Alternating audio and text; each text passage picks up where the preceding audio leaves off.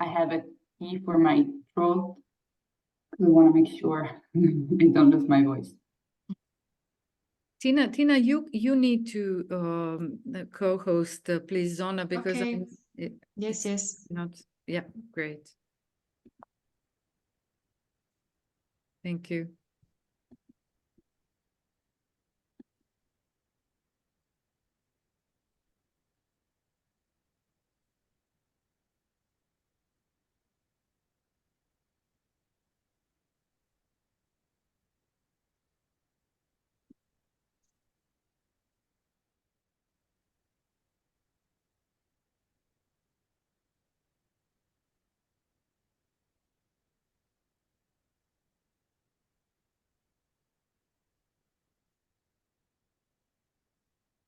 So hello, everybody. Good afternoon. And I'm very happy, and I'm extremely happy, actually, to see some of you again.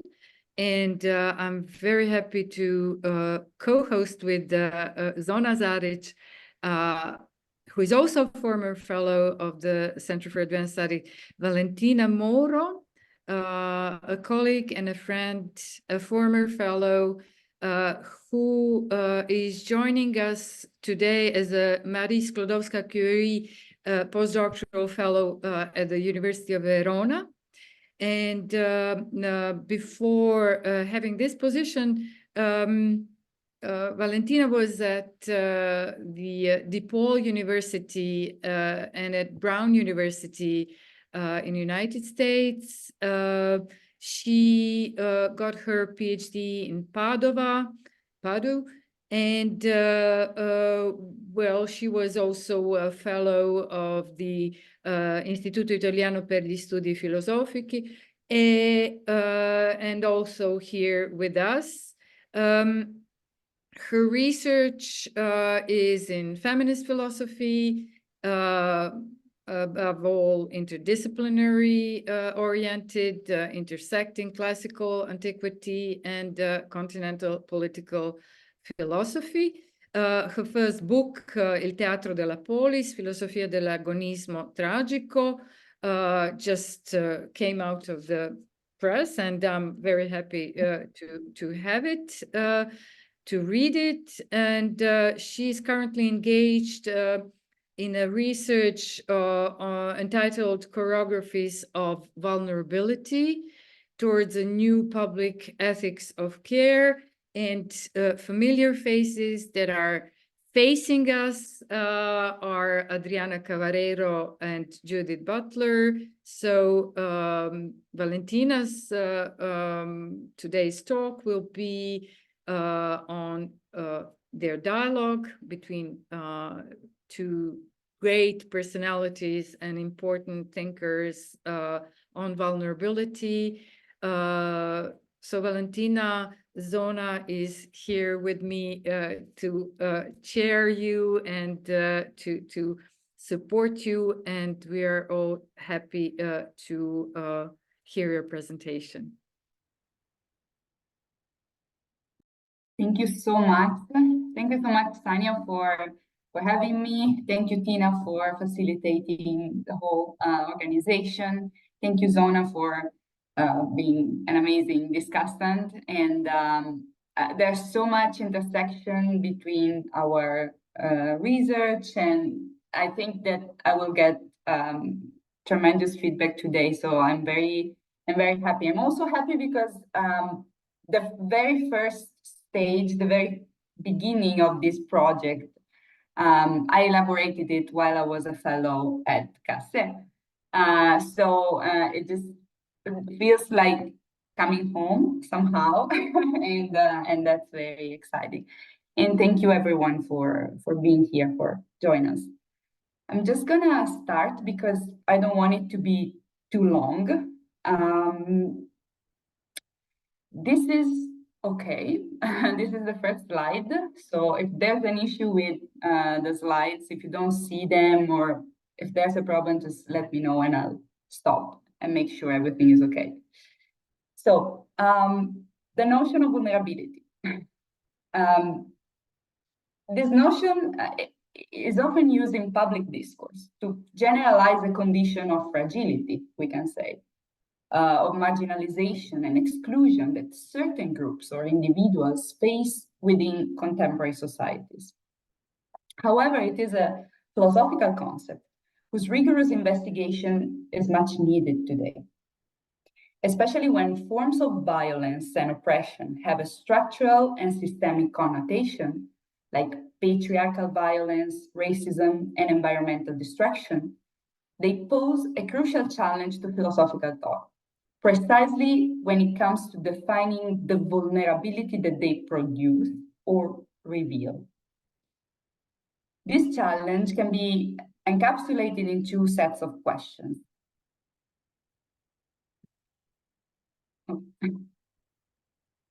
First, how can philosophy avoid victimizing those who are deemed to be vulnerable and account for their political agency in enacting practices of care? And second, can a politics of care that counteracts structural violence be grounded on vulnerability? Can such politics give rise to a mode of communality that is structured to endure beyond the moment of its emergence?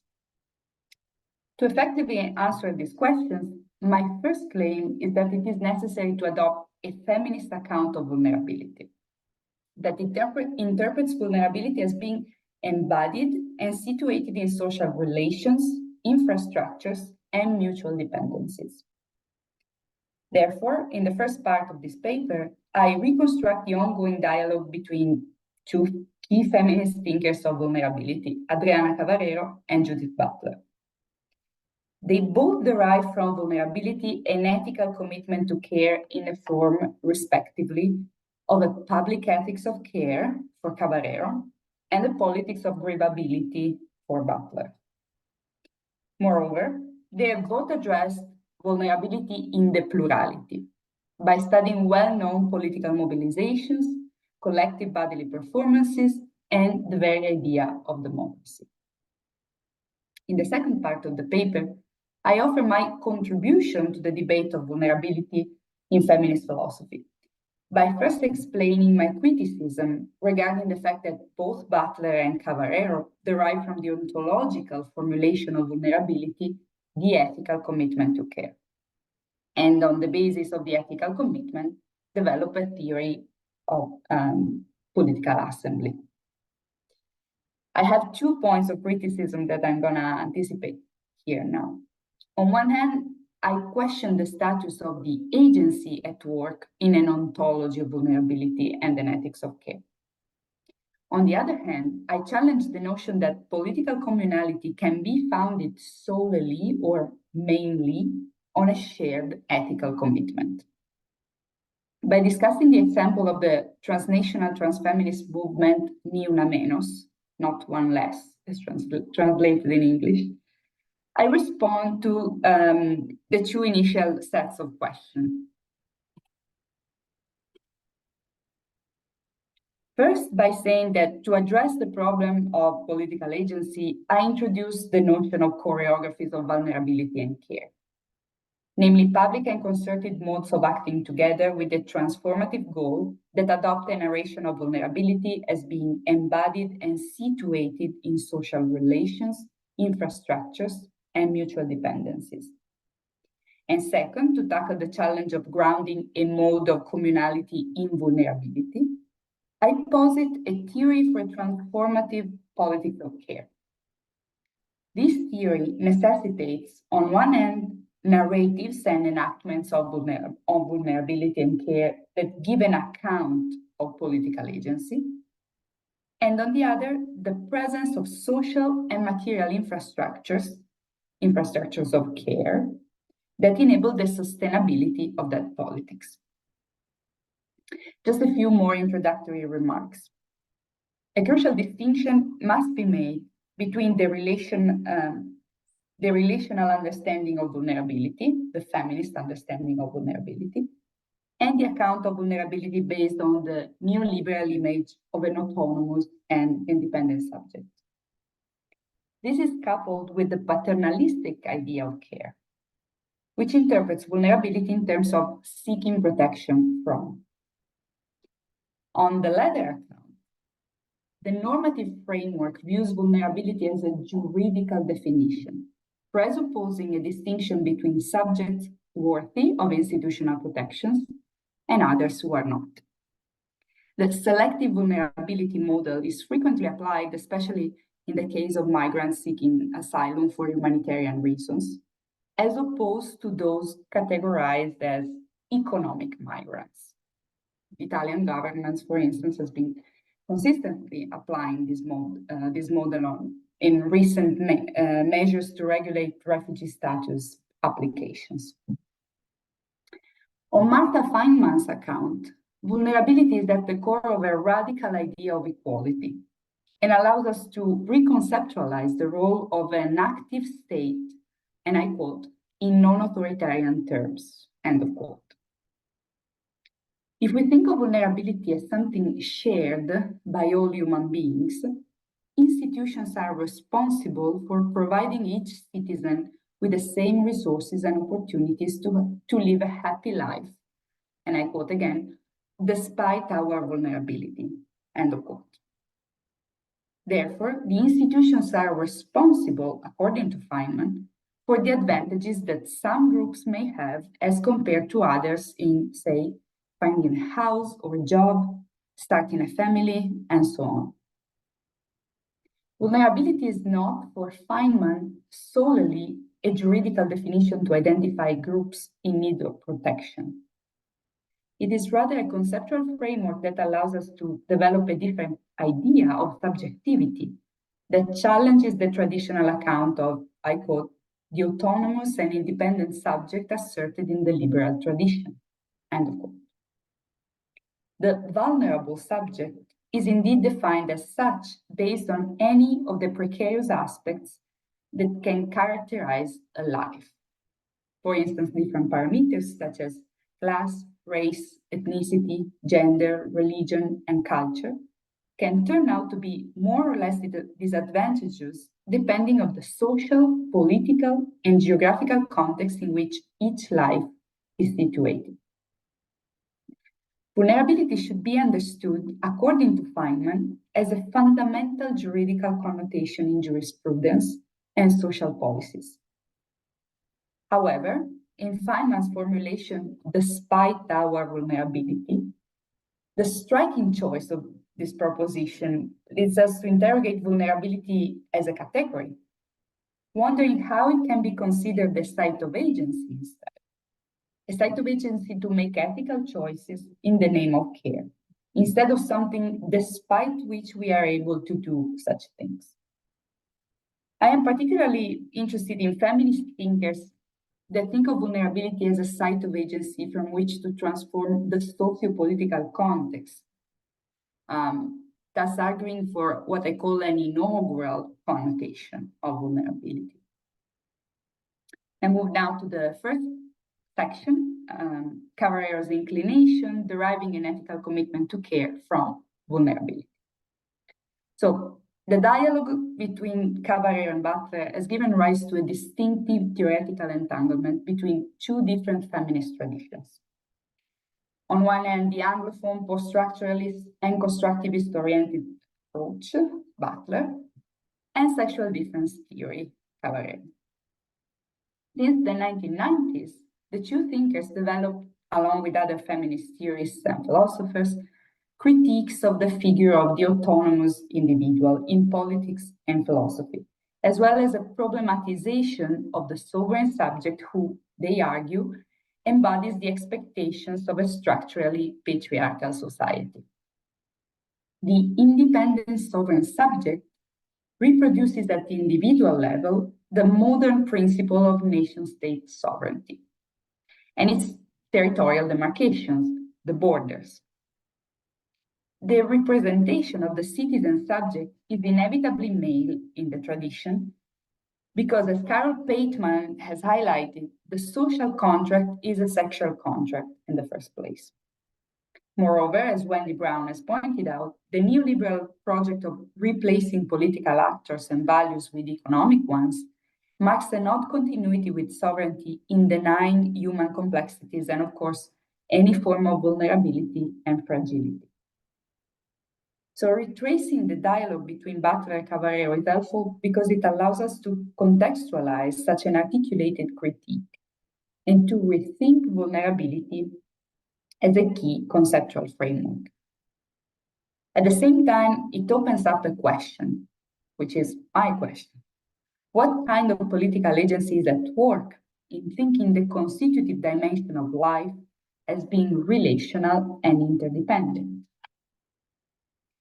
Cavallero's critique of the sovereign subject paradigm is most evident in Inclinations, a Critique of Rectitude, published in 2016, where she contends that vulnerability is a paradigmatic category for rethinking human relationality, not merely violence, and the human condition itself, with Hannah Arendt. Cavallero's understanding of vulnerability is both ontological and phenomenological. It depends on our reciprocal exposure, and exposure happens in the body, or more precisely, as we are bodies, and we reciprocally appear to each other. For Cavallero, the sovereign subject assumes the position of rectitude, the representation of which takes the form of a geometric arrangement where all objects in a given space are organized in relation to the position of the upright body. This is an argument she anticipated in 2002 in an essay titled Politicizing Theory. Conversely, the inclined posture evokes an unbalanced self, traditionally blamed by theoretical and legal discourses as non-conforming to the norms, the abnormal, the queer, the undisciplined, the strayed one, the vulnerable subject in need of protection. Cavallero embraces the ethical paradigm of inclination precisely due to its lack of autonomy, depicting not an isolated individual, but a relational figure that can therefore be interpreted as an embodiment of care. By no coincidence, motherhood is the perfect prefiguration of this postural ethics, insofar as it represents the absolute asymmetric exchange between two interrelated bodies. And I quote, "The imaginary of maternity permits a shift of attention from a subject modeled on the idea of autonomy to a subject structurally characterized by dependence and exposure, from the assertion of a self-consistent and partitioned subjectivity to a subjectivity that is open and relational. In this framework, in other words, birth holds vulnerability and relationality together in an inseparable ontological bond." End of quote. So precisely because it prefigures an ethics of responsibility that, in Cavallero's account, is not prescriptive, the maternal inclination is, according to Cavallero, a pivotal feminist ethico-political metaphor that emphasizes political relationality as being embodied and based on mutual dependencies. I talk about mutual dependency here because the infant is not only vulnerable. If we adopt the mother-child relationship as a political metaphor, we need to account for the agency and unpredictability of the infant, as well as the emergence of forms of creativity, such as in learning or playing. Likewise, it is necessary to account also for the agency of communities labeled as vulnerable, and to be aware that through the establishment of norms and prescriptions, institutions too can perpetuate structural forms of violence. So by portraying maternal inclination as a paradigm for an ethics of responsibility, Cavallero highlights the power of care as a form of nourishment and protection, taking care of. However, when prefiguring the position occupied by the mother, both in the realm of social relationships and at the symbolic level, it is necessary to account for the nuance and often problematic forms that certain relationships of mutual dependency can take, especially in relation to social conditions and expectations. My critique here is that an ethics of responsibility that does not address the material conditions responsible for the unequal distribution of vulnerability ends up reproducing normative expectations on social bonds and institutions. That is, for instance, expecting the family to take care of individuals deemed vulnerable in the absence of a welfare system that provides these individuals with the opportunity to lead a dignified life. I move now to the next section. Butler's interdependency, dismantling the subject position in the vulnerability framework. So, in Frames of War, published in 2009, Butler made a very productive distinction between two accounts of vulnerability that is helpful to recall. On one hand, precariousness is a shared bodily condition that characterizes human life in its corporeality. And on the other hand, precarity accounts for the unequal distribution of vulnerability based on different social, cultural, ethnic, racial, economic, and gender conditions. That's protecting my throat. More recently, Butler's interpretation of the vulnerability framework seems to somehow blend the two accounts together and ends up emphasizing only the meaning of the concept in its universality, as tied to embodiment. Indeed, in The Force of Nonviolence, published in 2020, Butler frames vulnerability as the bodily experience of the interdependency of all life. On this account, the vulnerable condition that does not pertain to the subject anymore, but rather characterizes the relation between human or non-human lives and the environmental and social structures, as well as the objects of the world. And I quote, "Vulnerability should not be considered as a subjective state, but rather as a feature of our shared or interdependent lives. We are never simply vulnerable, but always vulnerable to a situation, a person, a social structure, something upon which we rely, and in relation to which we are exposed. Perhaps we can say that we are vulnerable to those environmental and social structures that make our lives possible, and that when they falter, so do we," end quote.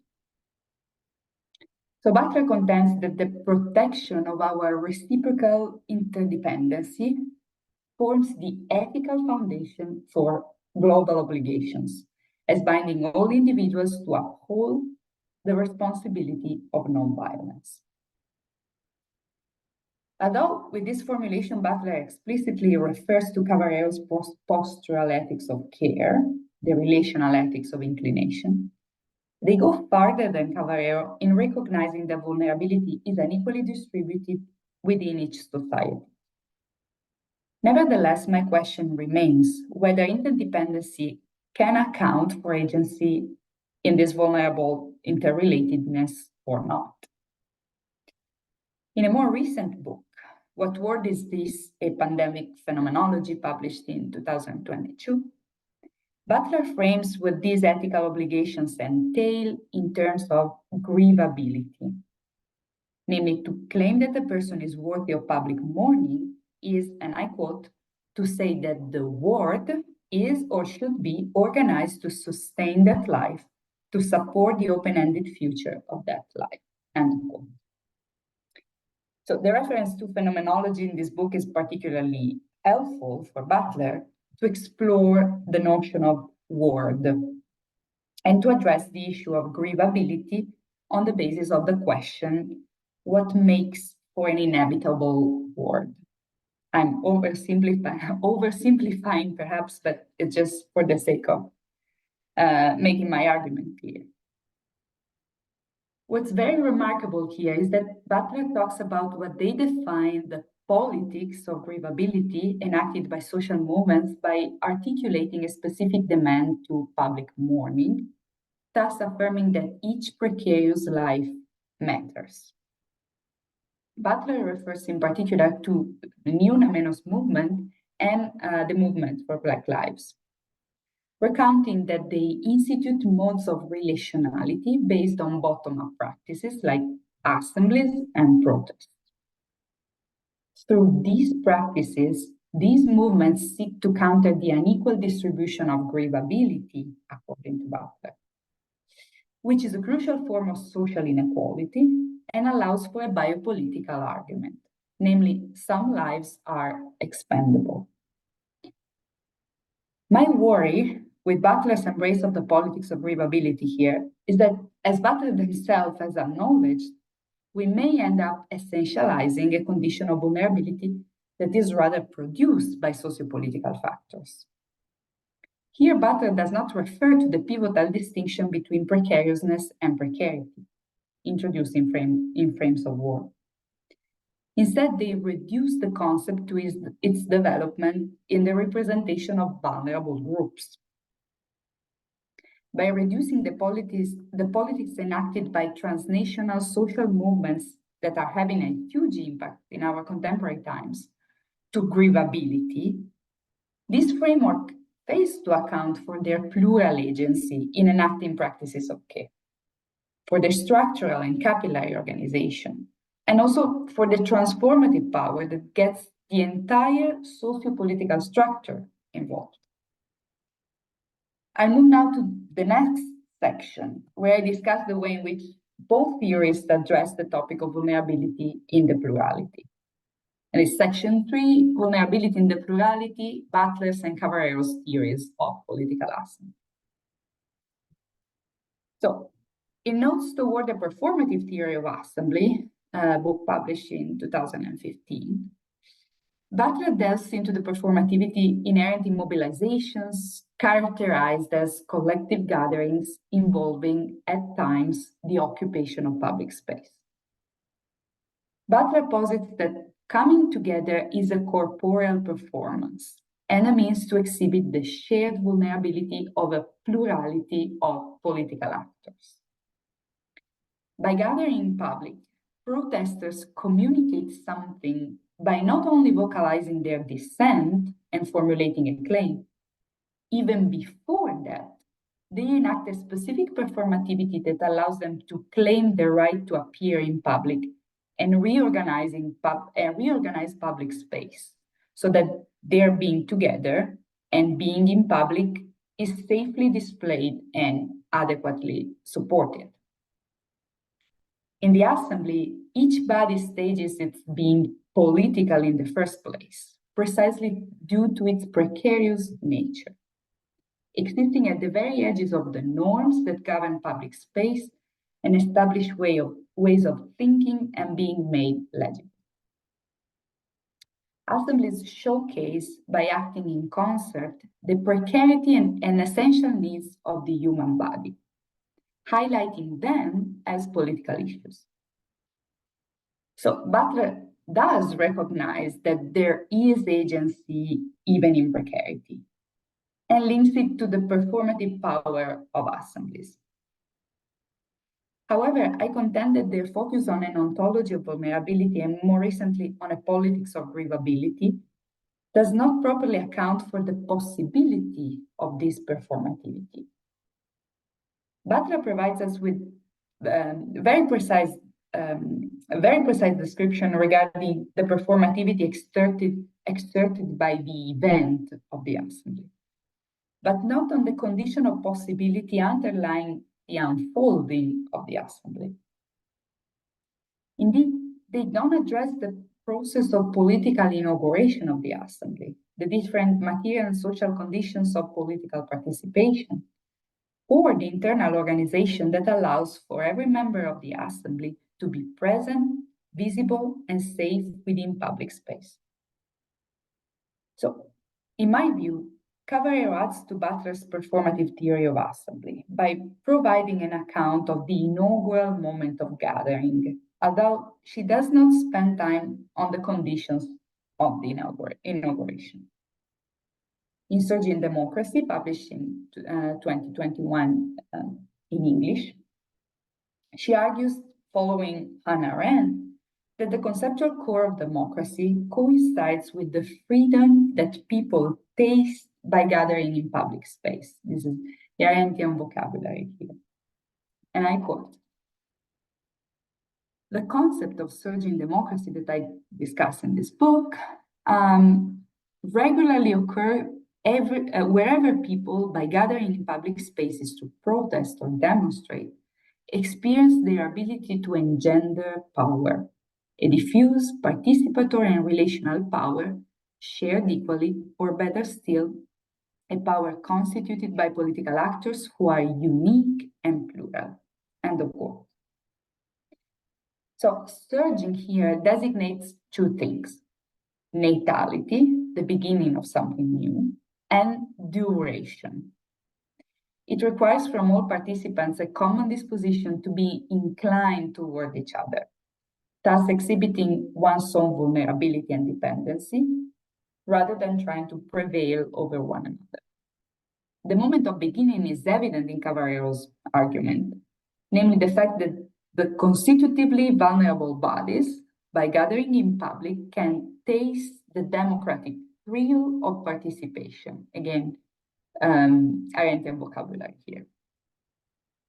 However, it seems to me that Cavarero is less interested in investigating the duration of the democratic experience, namely, if it institutes a political community destined to last and the infrastructures that allow for it to last. To go further, both Butler and Cavarero address the non-violent character of democratic politics as something that is linked to the very connotation of political actions as democratic. However, they do not account for the work that the organizers of such gatherings often do to prevent the outburst of violence. They do not account either for the disagreement within the political community, which is a crucial element to consider in a theory of democracy and in democratic practices in general. The political community of protesters is understood by both theories solely as a formation built on the basis of a shared ethical commitment, like nonviolence or an ethics of mutual care. Articulating demands by mostly using the vocabulary of rights, to visibility, to speak and appear in public, to occupy a public space, to be mourned in public. They do not examine, for example, how coalitional work might be based on political rather than ethical commitments. So, in light of these critical remarks of the Butler-Cavarero debate, I foreground a theory of political assembly that accounts for, first, and I'm being very schematic, I know, first, the process of political inauguration of the assembly. Second, the conditions of political participation, which are not universally given and horizontally shared. Therefore, these conditions must be actively addressed and worked on at every step by the assembly.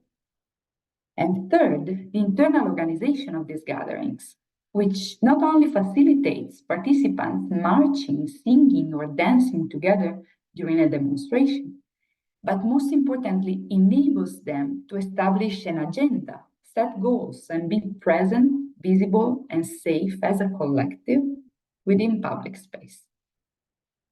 Additionally, organizational structures empower them to articulate demands that may not be formulated solely through the language of rights.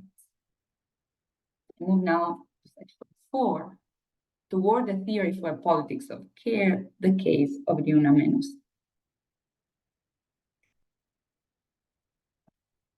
So I'll start by saying that although I fully embrace Butler's approach to concerted political actions as performances of vulnerability, I disagree with their focus on vulnerability as an ontological category and the consequent adoption of the conceptual constellation of violence, loss, and mourning.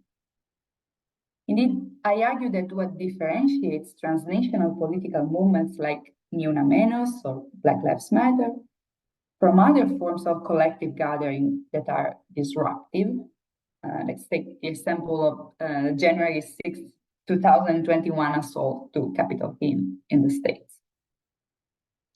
So what differentiates transnational political movements like Ni Una Menos and Black Lives Matter is not violence, but care. First and foremost, care within the movement that produces the conditions of political participation for every actor involved.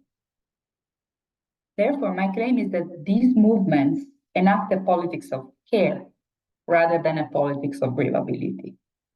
And the reason is twofold. The first one is that violence, too, must be understood not as a matter of principle, like an ethical violation, but rather as situated in a specific socio-political context. As José Medina has argued, while it is true that disruptive political actions are intrinsically violent, therefore use violence recklessly as a methodology and take chaos as their goal, January 6th again, non-violence can't be used as a principle to establish which political actions are legitimate and which ones are not, especially if we consider that most relations are already embedded in structural forms of violence, like racism, patriarchy, and environmental destruction. Therefore, one cannot hope to withdraw from violence by only refusing to enact physical violence. The account of violence needs to be more nuanced. And the second reason is that grievability posits resisting violence as the main, if not the only goal of political movements, while care is only seen as a flip side of violence. On the contrary, a politics of care that aims to be transformative accounts for both the inaugural moment of constitution of a community and the way care is enacted within the movement through infrastructures. So the transfeminist movement Ni Una Menos provides the lens through which I add to Butler's and Caballero's respective accounts of political assembly. By considering the constitution of its political community, the setting of its political agenda, and the enactment into concerted practices of care. The movement's politics is grounded on a performative account of vulnerability that makes it a resource for political agency because of the way in which it is collectively performed and publicly displayed. I chose the movement as an example because it is particularly dear and familiar to me, as I have been an activist in the Italian chapter, Non Una di Meno, for a couple of years before moving to the States. And also because it's a crucial example of how the notion of vulnerability and care are used in the political narratives fostered by social movements. Now active in many countries, Ni Una Menos was born in Argentina in 2015 to protest a certain understanding of violence that encompasses patriarchy, coloniality, racism, and various other classifications of discrimination and marginalization. To counter this structural violence, the movement enacts a revolutionary politics that aims to transform the very structural conditions that produce an unequal distribution of precarity. To do so, on the one hand, Ni Una Menos elaborates counter-narratives, especially debunking common media narratives that often reproduce the same violence they are supposed to denounce. On the other, it establishes social and material infrastructures of care, like free legal aid, psychological support, and shelters for women and LGBTQ+ people or undocumented people targeted by institutional violence. However, and this is very important, Ni Una Menos is not just a response or reaction to violence, as Veronica Gago clearly stated when she was a guest at the Center for Advanced Studies. A key infrastructure for the territorial organization of the movement is the city assembly, which convenes periodically and is open to everyone. These assemblies allow for a widespread as well as localized presence of the movement, serving as a space of shared and horizontal knowledge production and decision-making. These decisions made in the assembly concern the city or the territory where the assembly is located, but adhere to guidelines established at the transnational level, referencing transfeminism. Such guidelines include an intersectional understanding of modes of oppression and the demand for universal income and equal opportunities. First and foremost, the participation in the assembly entails the acceptance of the expectation of mutual respect and care among the participants that can translate into good practices like taking turns while speaking and registering everyone's opinion as something that matters, and so on and so forth. Or into material infrastructures that render the space where the assembly takes place accessible for disabled people, for instance. Pivotal is the translation of this agreement into a productive agonistic perspective. Indeed, within the transfeminist assembly, most decisions are not based on a majority vote, but rather discuss the gain in the next assembly, and the influence that everyone has in the decision-making process is based on the consistency of their political participation. By participating in the Ni Una Menos assembly routinely and sharing narrations of vulnerability, each body enters and at the same time embodies, performs a transfeminist community, while experiencing its own interdependency as a site of agency. Transfeminism is an inclusive account of feminism that refuses to be identified with the model of white, cisgender, and heterosexual women. It is always plural, as a political coalition that keeps growing.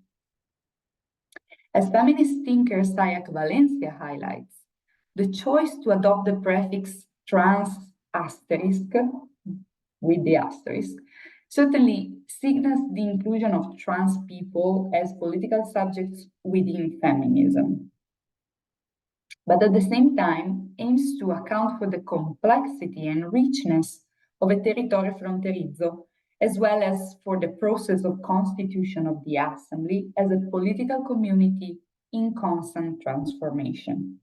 And the choice of using the term uses the prefix in this way is a communal choice, is the outcome of many assemblies. So it's a collective decision making again. And I quote from Sanja Bojanić: transfeminism translates into both the political episteme, and the political practice. I quote: the prefix trans refers to something that cuts through what it names, recentering and transmutiny.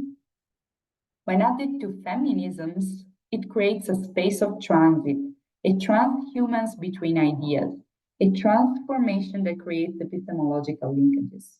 End of quote. So, every year, on March 8th, the movement organizes the International Women's Strike Against Gender-Based Violence, La Huelga Feminista y Transfeminista. The choice of the strike allows Ni Una Menos to place the issue of labor at the center.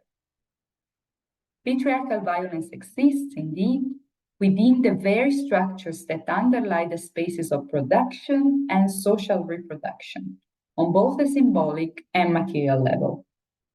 When a discipline of labor, position, and female speech is manifested on a daily basis. Performed internationally, the transfeminist strike entails not just striking from traditional social roles and labor structures, but also from gender identities and the related social roles and expectations that might lead to violence and discrimination. As Veronica Gago has argued, this strike is an ongoing political laboratory arising from a reflection on the need for welfare and services that allow for women and non-binary individuals to work safely or not to work when this implies exploitation or degradation. I coined the notion of choreographies of vulnerability and care to define public concerted actions like the ones performed by Ni Una Menos on the occasion of March 8th, in which bodies gather with the goal of questioning and transforming the existing social structures and normative expectations that reproduce structural forms of violence. They do this by adopting a specific narration of vulnerability as being embodied and situated. We go back to where I started. I use the term choreographies because the strike demonstrations stage their own communality while transforming the very idea of community by adopting, as it happens in the assembly, expectations of mutual respect and care among the participants. In the slide, you can see examples of choreographies of vulnerability and care, and particularly Ni Una Menos protesters who stage the same performance in several different countries. The flash mob created by the Chilean collective Las Tesis, that I highly recommend to watch on YouTube because it's particularly strong and remarkable. It basically addresses the topic of rape and the whole reproduction of institutional violence, legal violence. So violence reproduced at all level when a woman or a non-binary person, a travesti, a trans person is not believed by the institutions and cannot denounce rape. The protesters performatively transform public space along with the very conditions that allow for them to appear in public. Such transformation has a peculiar aesthetic dimension, aesthetic connotation. As you can see in the picture, they chant, scream, march, and dance together as a formation. There are colors. Colors are particularly meaningful here. They seek to turn the streets and the city itself into a more inclusive and diverse space, where resistance to structural forms of violence becomes a rehearsed choreography, a dance that involves all bodies together, even though each performs it in a different way and with different accessibility to public space. This conceptual framework is a pivotal resource for my research for several reasons. It entails a phenomenological understanding of politics that happens, but not spontaneously. It rather depends on a precise structural connotation. Moreover, the choreographies are always situated in the nexus between the bodies and public space.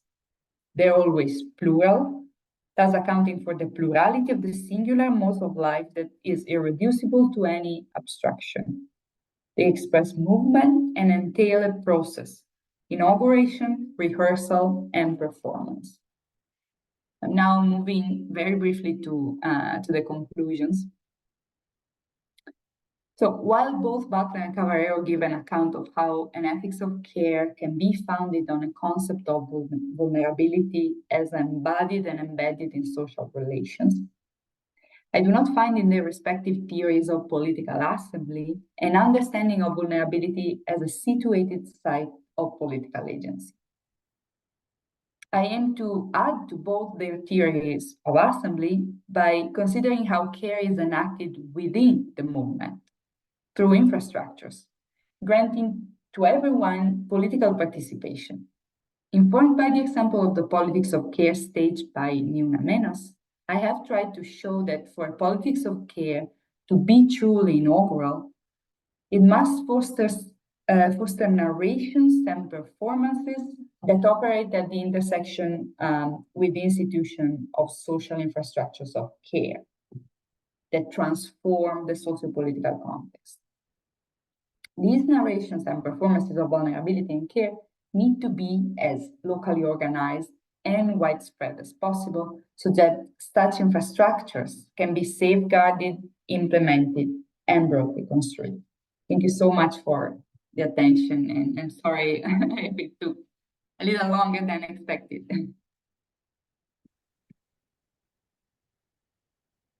Thank you, Valentina. This is just wow.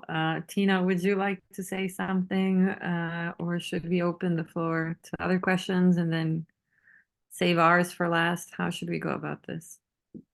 Let's see if others have questions. Thank you very much, Valentina. It was very, very interesting to hear. Profound, moving, and beautiful to watch as well. Really, thank you. I would love to also read it if you're willing to share, or when it's published. I'll be patient. Thank you so much for asking. Yeah. Okay, so who's going to break the ice? Who goes first?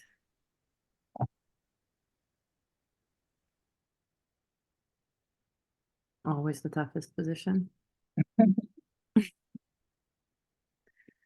Okay, if nobody volunteers, I have a question that might actually link your work, Valentina, closely with what Tina is interested in.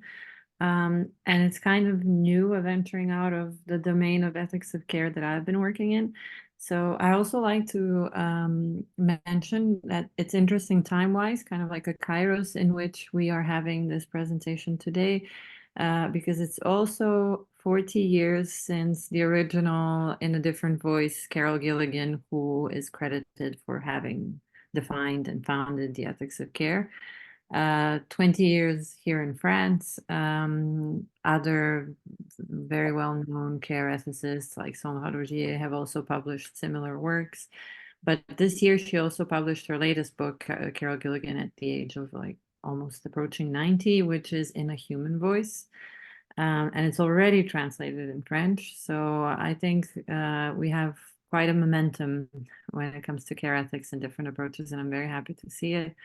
I had many questions and notes listening to you, and once again, I mostly had in mind what a powerful presentation and what you shared it is, because mostly these topics are associated with the ideas of powerlessness and quite the contrary.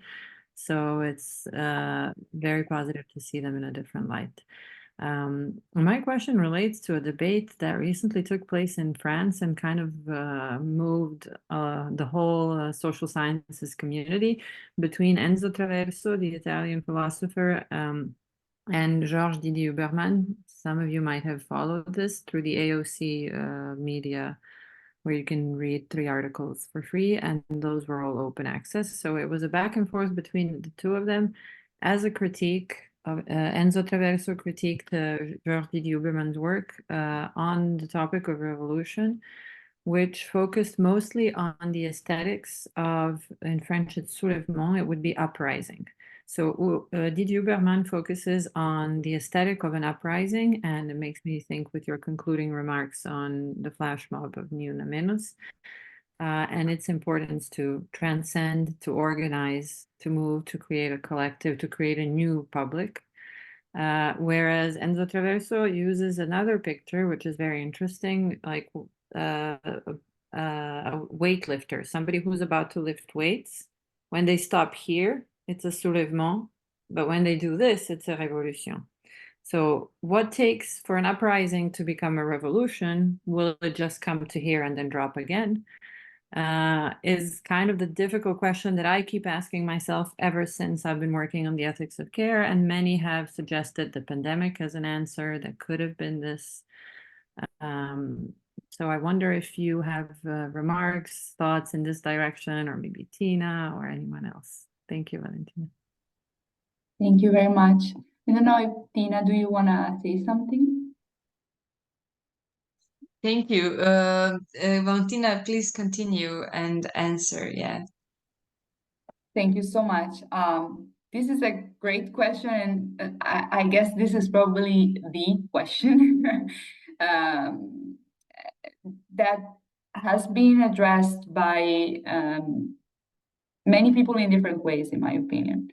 Adriana Caballero's Surging Democracy has that merit, because in that book, she frames this question of democracy by using Hannah Arendt's vocabulary and Hannah Arendt's conceptual tools, and stressing the fact that for Hannah Arendt, the real issue was always to institute something after the revolution or during the revolution, because the council system was happening during the revolution, right? Basically. Not at the moment of the revolution, but as a form of maintaining the revolutionary outcome. As a way of saying that the revolution didn't last in the moment of the insurgents, but it lasted the moment where people started to get organized to maintain what obtained through the revolution. And this is something Caballero addresses precisely by saying that sturging means having the responsibility, the collective responsibility of gathering together and initiating, starting a movement, and also finding ways of inhabiting the movement and public space together.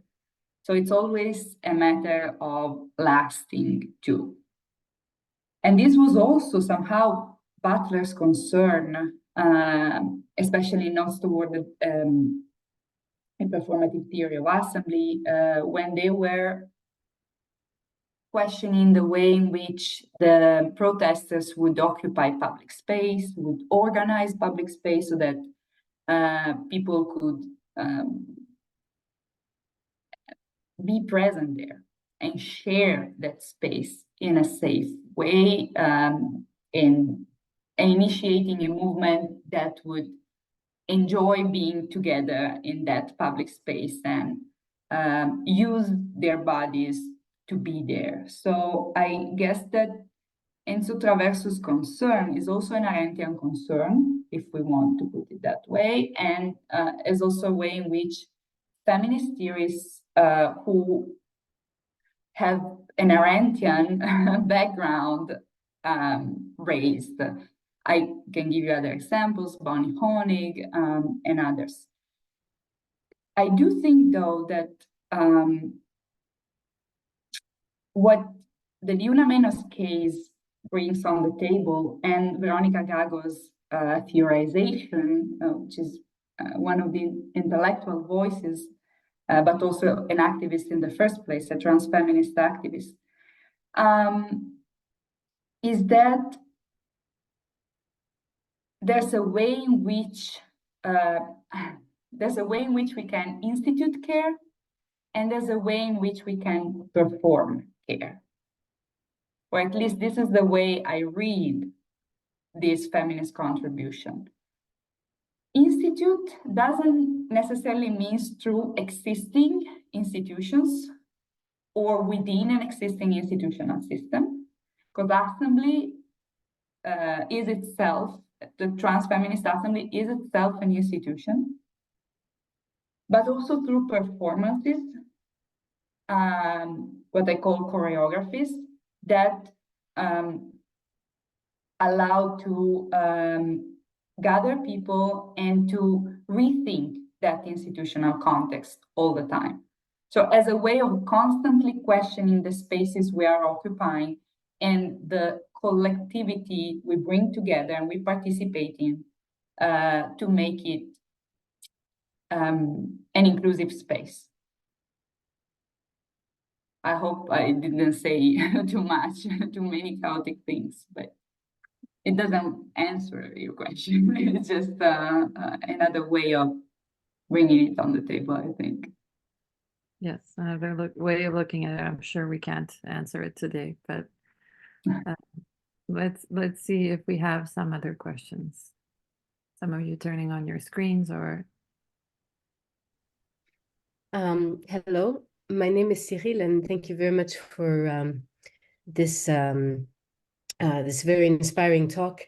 I am a PhD student at the University of Zadar, and it's interesting. I've also been working on care, even though maybe better late than ever, learning about all of your work, and I would very much welcome to be able to read more if and when it's published, or even before.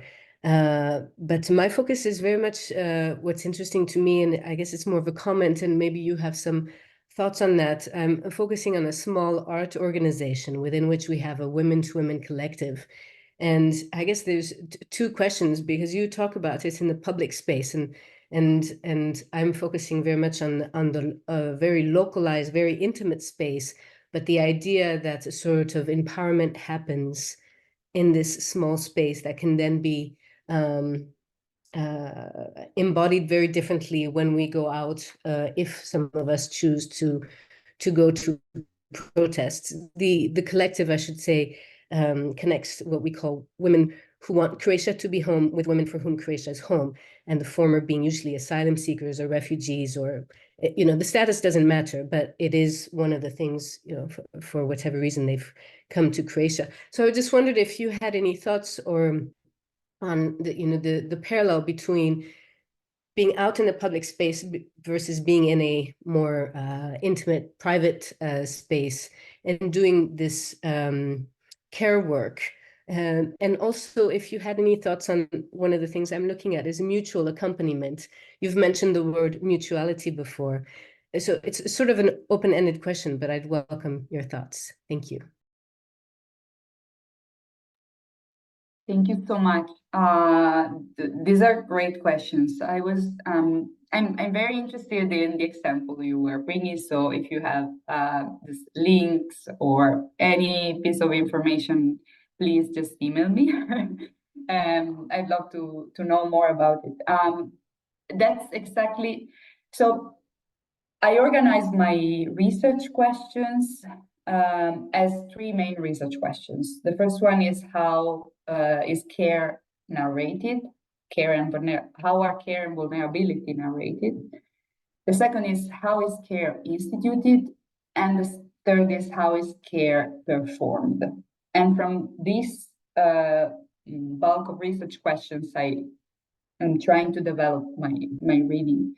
It's a work in progress. But when I tackle the question of how is care instituted, my examples, or the examples I've been working on, mostly based in Chicago, because I was living in Chicago for the past 2 years, are exactly this sort of example. Not necessarily small spaces or small groups, but still institutionalized spaces that would provide, for instance, shelter for homeless women, or art, creative groups. Again, something small as compared to the big demonstrations and the so-called political squares, right? And yet, the two aspects need to be together, because in my reading, at least, the institutionalization of care is what allows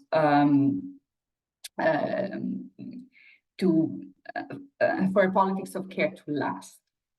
That's the only way, because otherwise, the protest, the moment of the uprising, though it gives a collective identity, still doesn't really address the day-to-day, the daily basis needs and requirements. So that's where care happens, and that's where care work happens. And nevertheless, that's where we should question through big movements and big demonstrations, for instance, what we mean by care, who performs care, who is expected to perform care, and what happens in those spaces, or at least this is my reading. As for mutuality, that's another great question, because mutuality, broadly speaking, I don't want to go too much in detail, but is a way of rethinking work, is a way of rethinking labor, basically, unpaid labor, is a way of rethinking forms of communality, and exchange that are that happen on a daily basis, and that happen where also when subjects who are deemed vulnerable do things. So there are great forms of mutuality in occupied public spaces and occupied public buildings within movements and groups. So that's one of the examples from which, one of the frameworks from which I wanna formulate an alternative understanding of care from the notion of mutuality. We have great examples in Italy too. Thank you.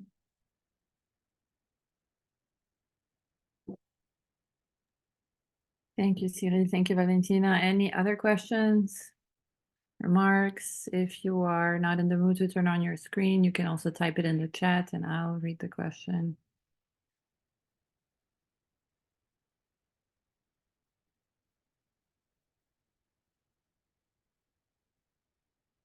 Okay. We have I know maximum until 2:30, so I felt bad to ask 2 questions, but if nobody's going to jump in, I might wait. Somebody just unmuted. I have a question in the chat. If you can read that out, please. Okay, thank you. Let me open the chat.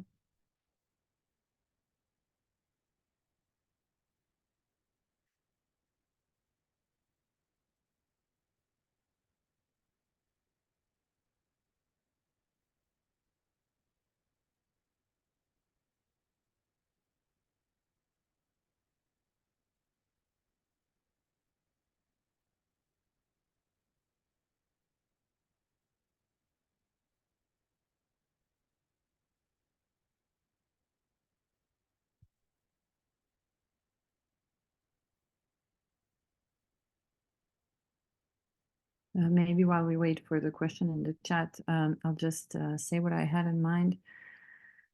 I think I have a lot of things in mind and notes, and also listening to the question from Cyril, this idea of power sharing that comes from neutrality, the erasing of hierarchies as well, because the commonly perceived notions which you've started with of vulnerability and fragility as something only on the receiving end and something devoid of agency is maybe the starting point, the conceptual, phenomenological starting point of all of us working in ethics of care.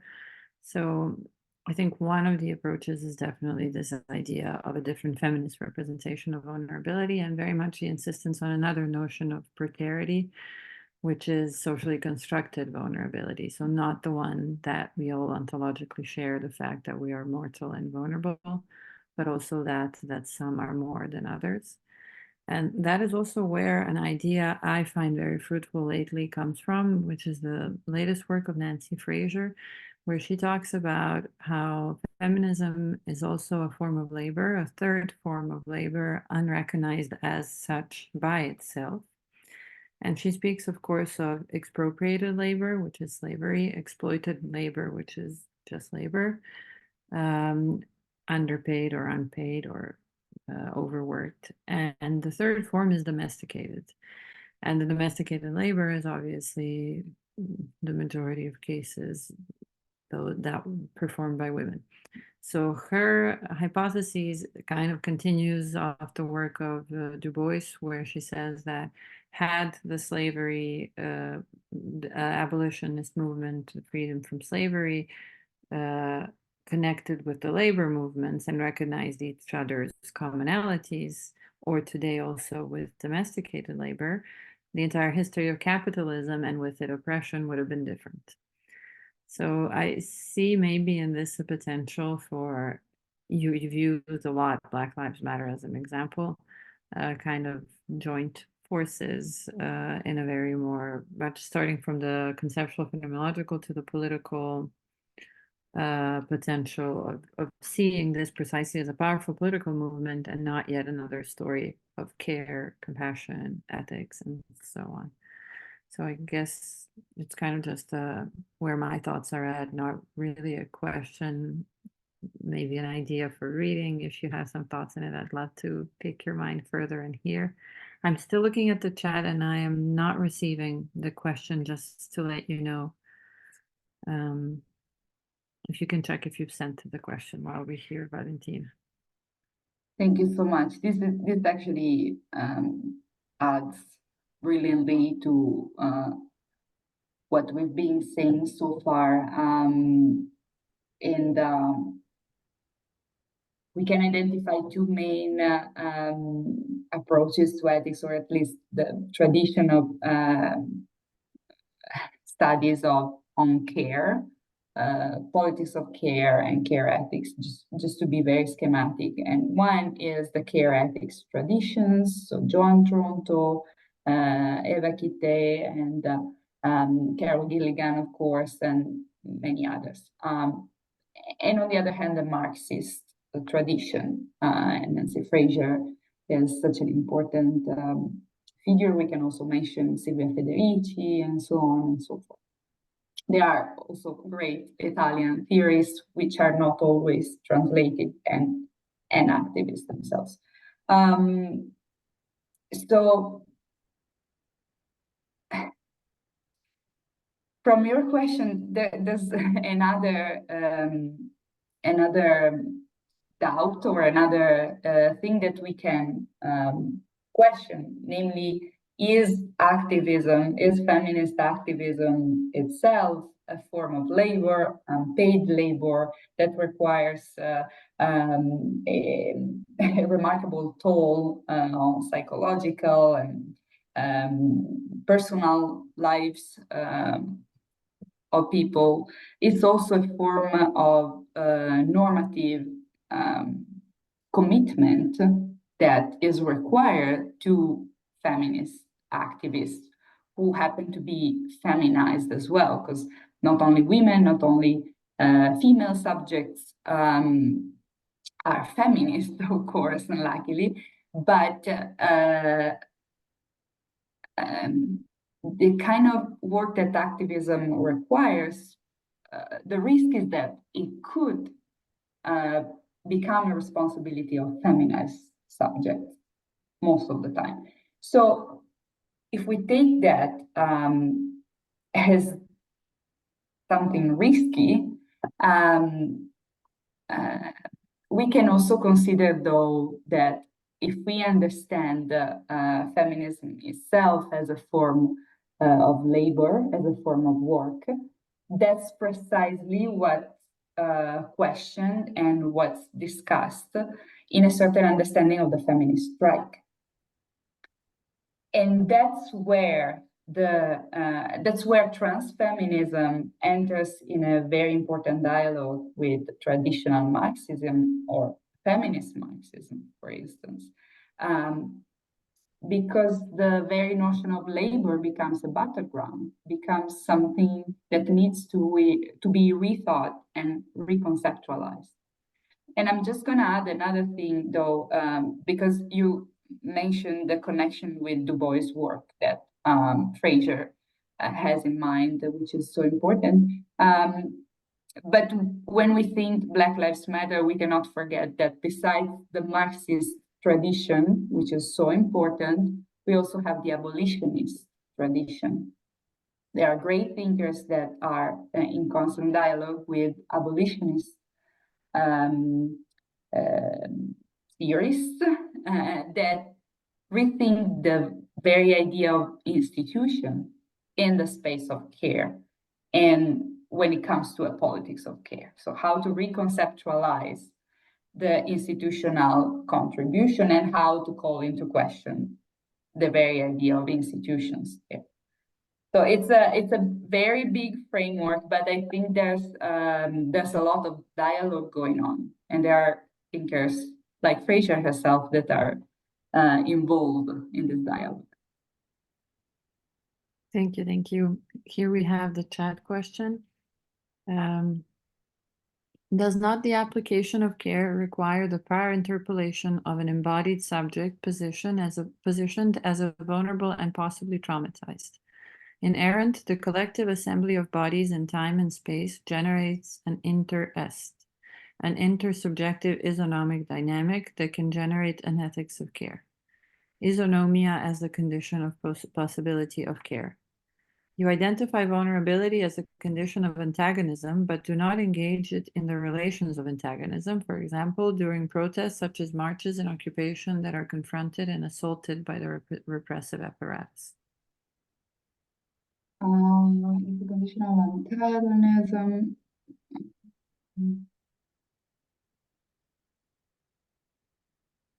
Thank you so much. This is actually multiple questions, but they're all great.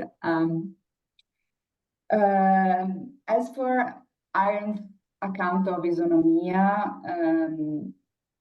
which she takes from her understanding of the ancient Greek polis, which is this idealized model in her thought. Isonomia is what enables the interaction, hence politics itself, to happen. Because it's the horizontality, the sharing, the in-between political actors that participate by interacting with each other. Is that what enables care? Let's talk about it, because what does Arendt mean by care, which is not necessarily what feminist thinkers, even Arendtian feminist thinkers, would understand as care. Are we talking about amor mundi in Arendt? Then it's another set of questions, I would say. But when it comes to Arendt, in order to conceptualize care, we do not need to identify the vulnerable subject, because it's a matter of politics inherent rather than vulnerability. It's a very big topic. As for care ethics or politics of care, feminist politics of care, does it require the interpolation of an embodied subject position as vulnerable and possibly traumatized? It can, but not necessarily. It can in many traditions. The identification of the vulnerable subject of vulnerable groups is sort of a starting point, but it's not the only way to read care, and it's not the only way in which a politics of care can be formulated or has been formulated necessary. And also vulnerability is always an ambiguous term. There's the whole tradition that comes from Levinas that states that ambiguity, so the possibility of being hurt, but also the possibility to enact practices of care. There are many ways of reading this matter, which are not necessarily a way of contextualizing the vulnerable subject as vulnerable. As for the last portion of your question, this is a great point. I identified vulnerability as a condition of antagonism. I would say of agonism, but also of antagonism, for sure. But I do not engage in the relations of antagonism. When I said that disagreement is at the core of the assembly, is precisely to say that trans-feminist account of a politics of care assume disagreement as a possibility. So it's not an idealized narrative that frames vulnerability as something positive or care as something positive. That's not what here. Disagreement is always there. But the very precondition of participating in a trans-feminist assembly is to recognize that there are modes of participating. It's an ethics that it's an aesthetic in the first place.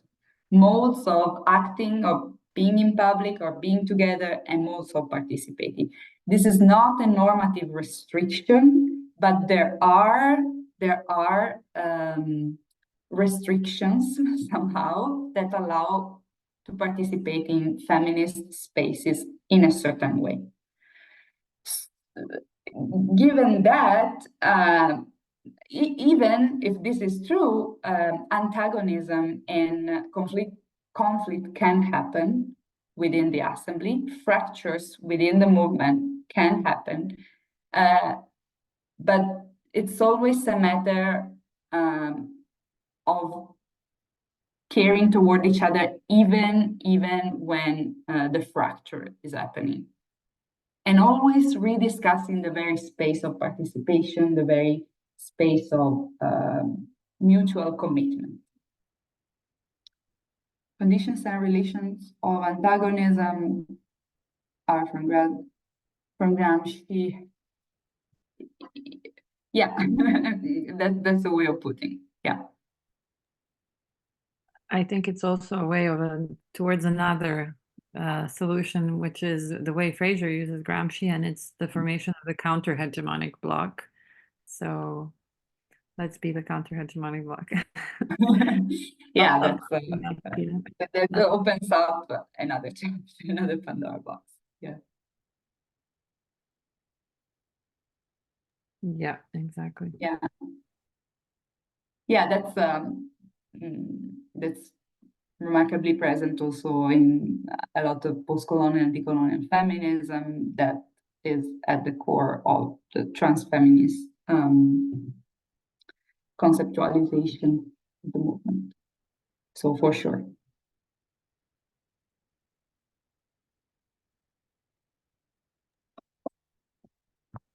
Do we have maybe other questions? We still have a few minutes. If not, I would thank you, Valentina, once again. It is very nice to see former fellows here again. I was not at the center working when you were fellow, but it's very nice meeting you. And I would also love to invite you all for our next seminar on the 23rd of May with our current fellow, Petar Kreko. And this seminar will also be available on our YouTube channel. So if you want to revisit and see the discussion again, please do that. Thank you, Valentina, and have a nice day. Thank you so much for having me, and thank also, you everyone for sorry. being here. Thank you, Zona, and thank you, Valentina. Thank you. Thank you, Zona. It was such a pleasure to meet you, and thank you for your great remarks. Thank you, sorry if I opened up too many boxes, but that's because in order to use concepts that there are so many traditions. The more the better. You opened up new boxes in our heads. Cyril and I are waiting if you'll share with us the text, and I'll write to you right after, Cyril. Thanks. Thank you so much. Have a nice afternoon. Bye-bye.